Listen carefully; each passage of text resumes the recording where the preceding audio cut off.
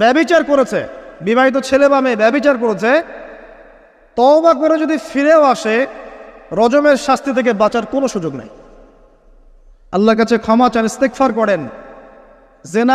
জেনার ফলশ্রুতিতে সমাজে মহামারী নেমে আসে।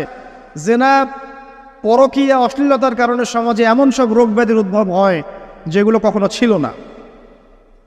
এই শহরটা জেনার শহর, আমাদের এই ঢাকা শহর জেনার শহর। আপনাকে এটা বোঝার জন্য আমার লেকচার না শুনে আপনি পেপার পত্রিকা ঘাটেন, অনলাইন সার্চ করেন, দেখবেন এই শহরে আনাচে কানাচে জেনা হয় এবং ওপেন জেনা হয়, মানুষ জেনাকে হালাল মনে করে। এই শহরের যুবক যুবতী যারা একে অপরের সাথে বয়ফ্রেন্ড গার্লফ্রেন্ড কালচারে লিপ্ত আছে, এটাকে তারা হালাল মনে করে, কেউ হারাম মনে করে না। কত বড় সাহস দেখায়। আর রাস্তা দিয়ে আমরা হেঁটে গেলেও বয়ফ্রেন্ড গার্লফ্রেন্ড এসে আমাদেরকে সালাম দেয়, হুজুর আমাদের জন্য একটু দোয়া করেন। তো প্রত্যেকটা পার্কে পার্কে যাবেন, এই যে আপনাদের রেস্টুরেন্টগুলোতে যাবেন, দর্শনীয় যে স্পটগুলো সেখানে যাবেন, দেধা আসছে জেনা হচ্ছে, জেনা আর জেনা। আমি এই যুগের কথাই বলছি। নবী সাল্লাল্লাহু আলাইহি ওয়াসাল্লাম বলছেন, আমাদের নবী বলছেন, আমার উম্মতের একটা অংশ, সবাই না, আমার উম্মতের একটা অংশ অবশ্যই জেনাকে হালাল করে নেবে, অবশ্যই মদকে হালাল করে নেবে, মদ পান করবে কিন্তু মদের নাম অন্য দিবে, এবং তারা গান বাজনা বাদ্যযন্ত্র নর্তকীদেরকে হালাল মনে করে নিবে। নবী সাল্লাল্লাহু আলাইহি ওয়াসাল্লাম বলেছেন, যখন সমাজে এরকম পাপ বাড়ে তখন সমাজে এমন সব রোগ ব্যাধি আসে যা আগে কখনো ছিল না।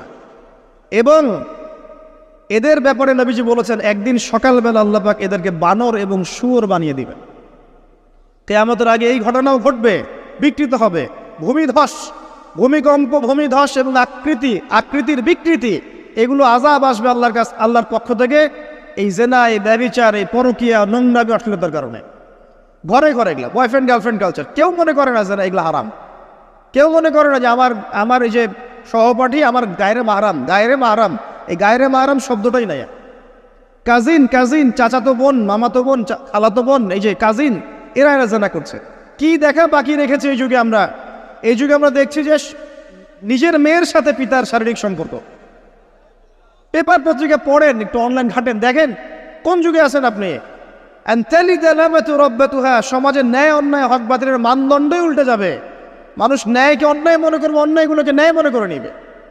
কোনো মানদণ্ড নাই। আমাদের শহরের এই অবস্থা, শান্তিতে কিভাবে ঘুমাবেন আপনি?